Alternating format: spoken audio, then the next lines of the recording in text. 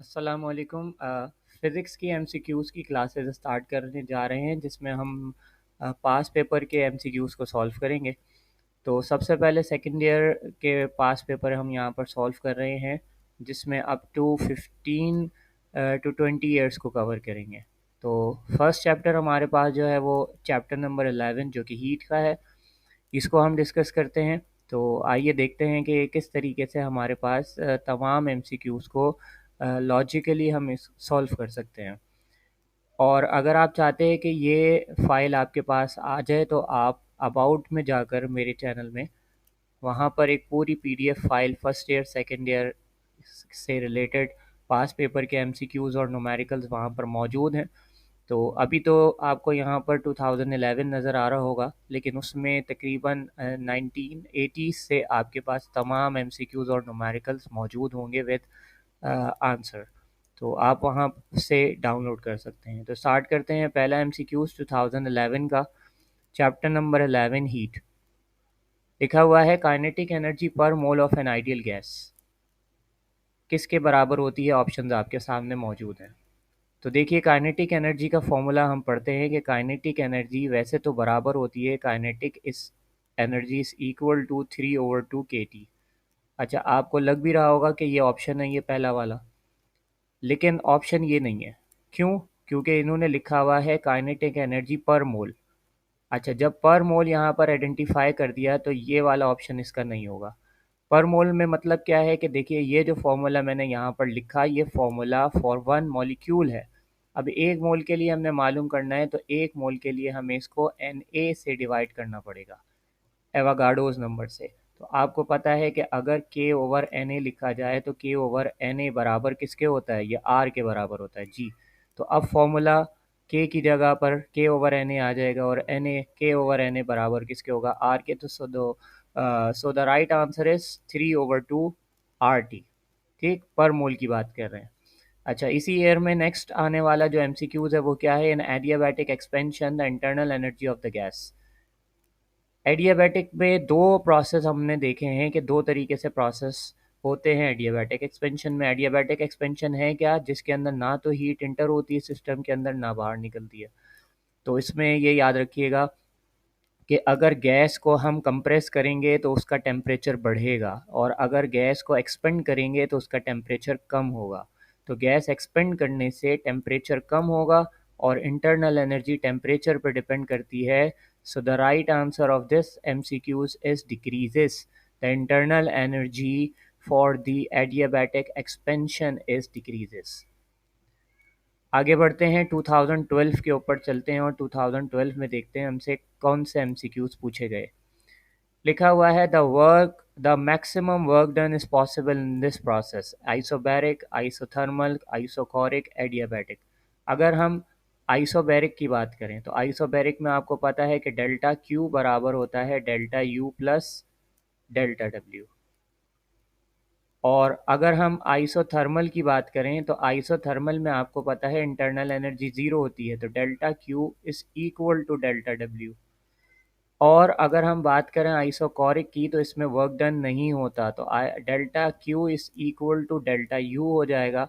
और अगर एडियाबैटिक की बात करें तो आपको पता है इसमें हीट इंटर और लीफ नहीं होती, तो यहाँ पर डेल्टा यू जो है वो बराबर होता है माइनस का डेल्टा डब्ल्यू के।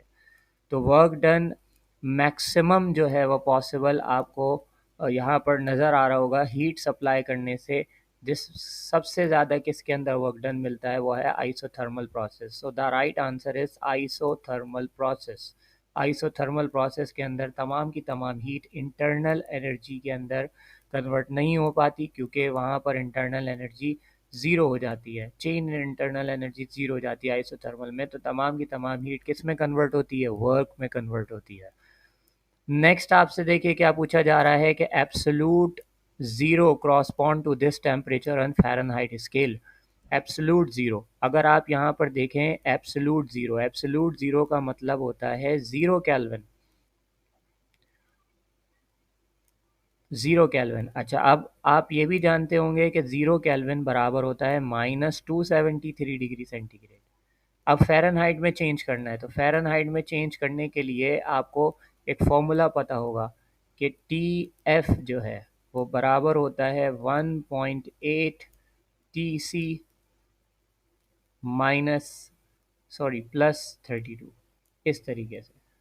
अब अगर मैं यहाँ पर ये वाली वैल्यू रखूँगा, जिसको 1.8 से मल्टीप्लाई करूँगा और प्लस करूँगा 32 से, तो हमारा जो आंसर है वो क्या आएगा? हमारा आंसर आएगा 460, -460। तो -460 is the right answer for this MCQs. तो एब्सोल्यूट ज़ीरो बराबर होता है -273 डिग्री सेंटीग्रेड के, और अगर फ़ारेनहाइट में बात करेंगे तो वो बराबर होगा माइनस का 460 फ़ारेनहाइट। आगे बढ़ते हैं। इसी ईयर का नेक्स्ट एमसीक्यूज आपके पास आया हुआ है, यानी 2012 का। 3 एमसीक्यूज इस ईयर से हमारे पास मौजूद है। लिखा हुआ है 1 kilowatt hour energy is equal to 1 kilowatt hour. अच्छा, अब हमने 1 किलो वाट आर को चेंज करना है। तो किलो का मतलब क्या होता है? 1000 मल्टीप्लाई आर को अगर सेकंड्स में कन्वर्ट करेंगे दैट इज़ 3600। अगर हम इसको मल्टीप्लाई करवाएंगे तो 2 ज़ीरो इसके आ जाएंगे और 3 ज़ीरो इसके आ जाएंगे, इस तरीके से। और अगर हम काउंट करके लिखें इन तमाम को तो ये बनेगा 3.6 10⁶ जूल। अच्छा, अब अगर आप देखें तो ये 3.6 तो लिखा हुआ है, लेकिन 10 की पावर क्या है? 5। ये 3.6 नहीं लिखा हुआ, लेकिन 10 की पावर क्या है? 5 है। यहाँ पर 740 वॉट लिखा हुआ है।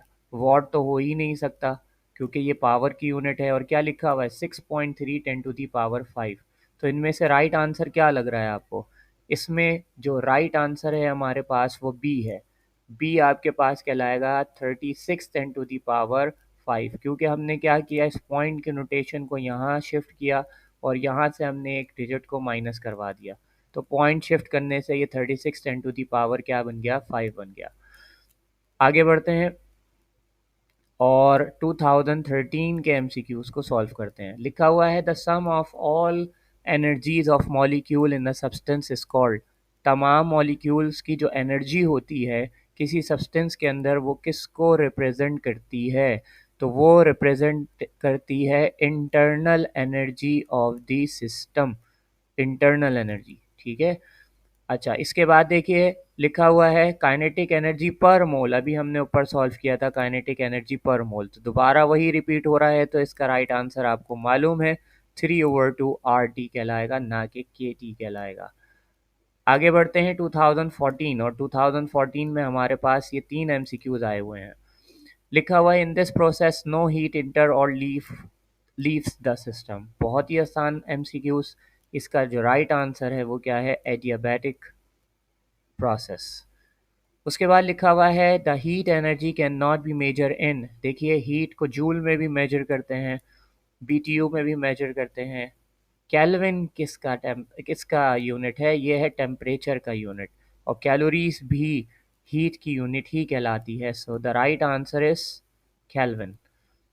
उसके बाद देखिए लिखा हुआ है the average internal energy of N ideal gas is called. Average internal energy, अच्छा इंटरनल एनर्जी डेल्टा यू कहलाती है, और यही आपके पास कहलाता है डेल्टा के ई। तो याद रखिएगा काइनेटिक एनर्जी का जो ताल्लुक है वो किसके साथ है? वो टेम्परेचर के साथ है। टेम्परेचर बढ़ाएंगे काइनेटिक एनर्जी बढ़ जाएगी, और काइनेटिक एनर्जी ही इंटरनल एनर्जी कहलाती है।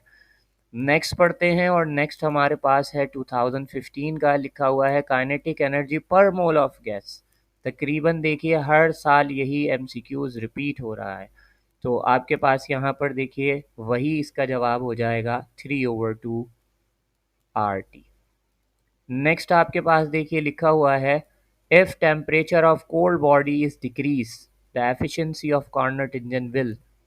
अच्छा, अब इसको हम इस तरीके से देखिए पढ़ सकते हैं कि आपके पास किसी इंजन का टेम्परेचर या किसी इंजन की एफिशिएंसी दो तरीक़ों से बढ़ाई जा सकती है। ठीक है, एक इंजन मैं यहाँ पर आपको बनाकर दिखाता हूँ कि मेरे पास इस तरीके से एक इंजन मौजूद है। अच्छा, अब यहाँ पर इसका हॉट रिजर्वायर होगा और यहाँ पर इसका कोल्ड रिजर्वायर होगा। अब अगर हम हॉट की एनर्जी को मज़ीद बढ़ा दें, यानी कि इसका टेम्परेचर जो है वो मज़ीद बढ़ा दें, तो एफिशिएंसी बढ़ जाएगी। और कोल्ड का टेम्परेचर मज़ीद कम कर दें, डिक्रीज़ कर दें, तो आपके पास एफिशिएंसी बढ़ जाएगी, यानी कि गर्म को मज़ीद गर्म करना होगा और ठंडे को मज़ीद ठंडा करना होगा। तो यहाँ पर क्या लिखा हुआ है, the temperature of cold body is decrease, यानी कोल्ड बॉडी मज़ीद ठंडा हो रहा है, तो एफिशिएंसी ऑफ कार्नट इंजन क्या हो जाएगा, ये इंक्रीज हो जाएगा, एफिशिएंसी बढ़ जाएगी। So the right answer is a, increase. आगे बढ़ते हैं। 2016 में हमसे क्या पूछा जा रहा है, देखिए 2016 में लिखा हुआ temperature of 50 degree centigrade is equal to, Fahrenheit scale में हमने मालूम करना है, तो इसके लिए देखिए क्या है, वही फॉर्मूला जो अभी हमने प्रीवियस इस्तेमाल किया कि टी एफ जो है वो बराबर होगा 1.8 टी सी प्लस 32। सो अगर मैं 1.8 टी सी की जगह पर क्या रखता हूँ, 50 रखता हूँ और प्लस करवाता हूँ 32 से। सो देखिए 1.8 को जब मल्टीप्लाई कराएंगे 50 से, सो ये आपके पास जो आंसर है इसका वो आएगा 90, और प्लस करवाएंगे 32 से, सो ये हो जाएगा 122 Fahrenheit. So the right answer is 122 Fahrenheit. Got it. अच्छा, अब आगे देखिए लिखा हुआ है next MCQs, in an isothermal expansion the entropy of the system. अच्छा, आइसोथर्मल एक्सपेंशन है, देखिए आइसोथर्मल एक्सपेंशन होगा तो याद रखिएगा कि एक्सपेंड हो रहा है, टेम्परेचर इसके अंदर कांस्टेंट रहेगा, क्योंकि क्या बात करी जा रही है आइसोथर्मल की। अच्छा, लेकिन हीट मज़ीद बढ़ रही होगी सिस्टम की। अच्छा, जब हीट बढ़ती है तो देखिए एंट्रोपी का जो फॉर्मूला है वो कहलाएगा delta S is equal to delta Q upon T. तो टी जो है वो कांस्टेंट है, क्यों, आइसोथर्मल प्रोसेस है, चाहे एक्सपेंशन हो चाहे कंप्रेशन, आपको ये मालूम है। तो डेल्टा एस डायरेक्टली डिपेंड होगा किसके ऊपर, डेल्टा क्यू के ऊपर। और आइसोथर्मल एक्सपेंशन जो होगा उसमें हीट हम दे रहे होंगे सिस्टम को, तो हीट तो बढ़ रही है, तो हीट बढ़ने से याद रखिएगा जो एंट्रोपी है वो भी क्या होगी, बढ़ेगी। तो so the right answer for this MCQs is increase, entropy increase हो जाएगी। 2017 के एमसीक्यूज देखते हैं, देखें इसमें हमसे क्या पूछा जा रहा है। देखें लिखा हुआ है the area enclose PV diagram of Carnot engine represent. अगर हम कोई पीवी डायग्राम बनाते हैं, देखें ऐसे कोई ग्राफ बनाते हैं, यहाँ पर हम बोलते हैं कि वी हमारे पास मौजूद है, यहाँ पी मौजूद है, इसका ग्राफ कुछ इस तरीके से हम ड्रॉ करते हैं। तो ये जो आपके पास इसका एरिया आ रहा है, ये इसका जो एरिया आपके पास यहाँ पर आ रहा है, ये किस चीज़ को रिप्रेजेंट करता है, तो आप याद रखिएगा ये रिप्रेजेंट करता है वर्क डन को। सही। So area under the curve of PV diagram represent work, तो इसका जो राइट आंसर है वो है यूजफुल वर्क। सो नेक्स्ट आपके पास देखिए क्या लिखा हुआ है, बताया जा रहा है the ratio of molar specific heat at constant pressure and molar specific heat at constant volume is, ये आपके पास इक्वल टू 1 होगी, लेस देन 1 होगी, ग्रेटर देन 1 होगी, या क्या। सबसे पहले तो इसका रेशो देखा जाए होता क्या है, इसका रेशो होता है C P over C V, बराबर होगा एडियाबैटिक कांस्टेंट यानी कि गैमा के। अब ये जो गैमा है ये हमेशा ग्रेटर होता है किससे, 1 से। ठीक, ये आपको मालूम होगा कि सी पी को अगर हम सॉल्व करते हैं तो वो आता है 5/2 आर, और अगर हम बात करें सी वी की तो ये होता है 3/2 आर। तो हम इनको कैंसिल करते हैं तो हमारे पास 5/3 बचता है, और 5/3 आपके पास 1.6 समथिंग कुछ आता है, तो ये ग्रेटर देन 1 होता है, तो इसीलिए हम यहाँ पर लिखेंगे इसका जवाब जो कि कहलाएगा ग्रेटर देन 1। आगे बढ़ते हैं और है 2018 का हमारे पास एमसीक्यूज। तो 2018 के अंदर देखिए जो एमसीक्यूज हमसे पूछे जा रहे हैं वो कौन से हैं। Heat energy can not be measured in, ये भी हमने पहले भी डिस्कस किया कि हीट एनर्जी को मेजर नहीं करते हम, किस में नहीं करते, केल्विन में नहीं करते, बाकी तमाम यूनिट्स हमने पढ़े हुए हैं। फिर वही रिपीट हो गया, kinetic energy per mole of N ideal gas. तो आइडियल गैस का जो आपके पास काइनेटिक एनर्जी है 3/2 RT। नेक्स्ट बढ़ते हैं और आपके पास 2019 है। 2019 में लिखा जा रहा है the kinetic energy, the average translation kinetic energy per mole of molecule of molecule of gases. तो पर मोल की बात करी जा रही है, पर मोल ऑफ मॉलिक्यूल ही है यहाँ। तो ये भी आपके पास क्या है, पर मोल के हवाले से ही बोला जा रहा है। इसका जो राइट आंसर है वो 3/2 RT है। ठीक, इसके अंदर मेरे ख्याल से यहाँ पर मॉलिक्यूल, मोल ऑफ मॉलिक्यूल यानी कि मॉलिक्यूल से रिप्रेजेंट करते हुए हमें यहाँ पर ये बताया जा रहा है कि आपने पर मॉलिक्यूल में नहीं, पर मोल में हमने जो है वो मालूम करनी है। ठीक, तो इसीलिए Na से हम उसको डिवाइड करेंगे। अच्छा, इसी एयर आपके पास नेक्स्ट जो आया हुआ है वो क्या है, a container is filled with a simple of N ideal gas at a pressure of 1.5 atm। यानी कि एक जो कंटेनर है वो फिल किया गया है एक आइडियल गैस से, जिसका प्रेशर हम यहाँ मेंशन करते हैं कि P1 कितना मौजूद है, 1.5 atm। The gas is compress isothermally. अगर गैस को कंप्रेस किया जाता है to the 1/4 of its original volume, यानी कि इसका वॉल्यूम जो था वो V1 था, लेकिन अब V2 जो है वो 1/4 ऑफ V1 हो चुका है। ठीक है, 1/4 V1 हो चुका है, यानी कि अगर वॉल्यूम 100 था तो अब 25 हो जाएगा divided by 4। So it's new pressure will be. तो आसान सा MCQs है, ये भी कोई मुश्किल नहीं है। आप इसमें क्या करेंगे, P1 V1 is equal to P2 V2 लगाएंगे। सो P1 की जगह आप रख देंगे 1.5, V1 ऐसा ही रहेगा, P2 मालूम करना है, और V2 की जगह रखेंगे 1/4 V1। V1 से V1 कैंसिल होगा, 4 डिवाइड हो रहा है, इधर जाकर मल्टीप्लाई होगा, 4 को मल्टीप्लाई करवाएंगे किससे, 1.5 से, तो ये आ जाएगा 9। So the right answer of this MCQ is 9 atm। आगे बढ़ते हैं 2021, जो हमारे पास लास्ट MCQs आए हुए हैं, वो 21 में कैसे आए हुए हैं देखिए। इसमें ज़्यादा आए हुए हैं क्योंकि 21 के अंदर 40% MCQs आपके पास बोर्ड ने जो है वो रखे थे। तो इसमें हम यहाँ पर क्या बताएंगे, देखिए लिखा हुआ है for an ideal gas at constant temperature the graph between P V and 1/PS। देखिए ग्राफ जो है बॉयल्स लॉ का पूछा जा रहा है।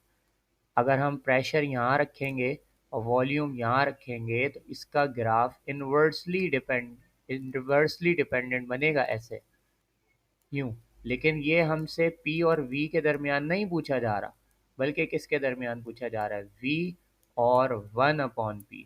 तो V इस डायरेक्टली प्रोपोर्शनल हो जाएगा 1/P के, ये पूरी वैल्यू डायरेक्टली प्रोपोर्शनल में आ जाएगी। तो इसका ग्राफ क्या बनेगा, स्ट्रेट।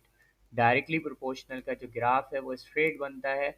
यहाँ पे मैं रिपीट कर रहा हूँ, ये ग्राफ V और P के दरमियान नहीं है, बल्कि V और 1/P के दरमियान है। नेक्स्ट देखिए क्या लिखा हुआ है, the quantity of heat required to raise the temperature of unit mass of a substance. Mass यहाँ पर इस्तेमाल कर दिया गया और पूछा जा रहा है क्वांटिटी ऑफ हीट को। तो ऐसी हीट की क्वांटिटी जो कि मास पर डिपेंड करती है उसे कहते हैं स्पेसिफिक हीट। यानी कि 1 डिग्री टेम्परेचर बढ़ाने के लिए एक यूनिट मास सब्सटेंस का क्या रिक्वायर्ड होती है, तो उसे हम क्या कहते हैं, स्पेसिफिक हीट। नेक्स्ट आपके पास क्या है, isothermal process in which heat exchange is not allowed is called. एक ऐसा प्रोसेस जिसमें हीट एक्सचेंज नहीं होती, या तो ना बाहर जाएगी हीट ना अंदर आएगी, तो वो क्या कहलाएगा, एडियाबैटिक प्रोसेस। जी। नेक्स्ट देखिए इसी एयर आपके पास जो लास्ट MCQs आया है, if the temperature of cold bodies decrease the efficiency of Carnot engine will. आपको बताया था कि एफिशिएंसी दो तरीक़ों से बढ़ सकती है, या तो हॉट रिजर्वायर का टेम्परेचर मज़ीद बढ़ा दिया जाए, कोल्ड टेम्परेचर का मज़ीद टेम्परेचर कम कर दिया जाए। तो इसमें एफिशिएंसी हमारे पास क्या हो जाएगी, लिखा हुआ है if the temperature of cold reservoir is decrease, तो टेम्परेचर या सॉरी एफिशिएंसी जो है वो क्या हो जाएगी, वो इंक्रीज हो जाएगी। सो 2021 तक के एमसीक्यूज हमारे पास, हमने चैप्टर नंबर 11 के सॉल्व किए। नेक्स्ट वीडियो के अंदर चैप्टर नंबर 12 के एमसीक्यूज को हम कवर करेंगे। अगर आपको ये तमाम एमसीक्यूज चाहिए हैं तो आप मेरे चैनल के अबाउट में जाइए, वहाँ पर तमाम एमसीक्यूज, तमाम न्यूमेरिकल्स, पास्ट ईयर्स के न्यूमेरिकल्स, इन तमाम की पीडीएफ फाइल्स मौजूद हैं। आप वहाँ पर जाकर लिंक पर क्लिक करके उसको डाउनलोड कर सकते हैं। जज़ाकल्लाह।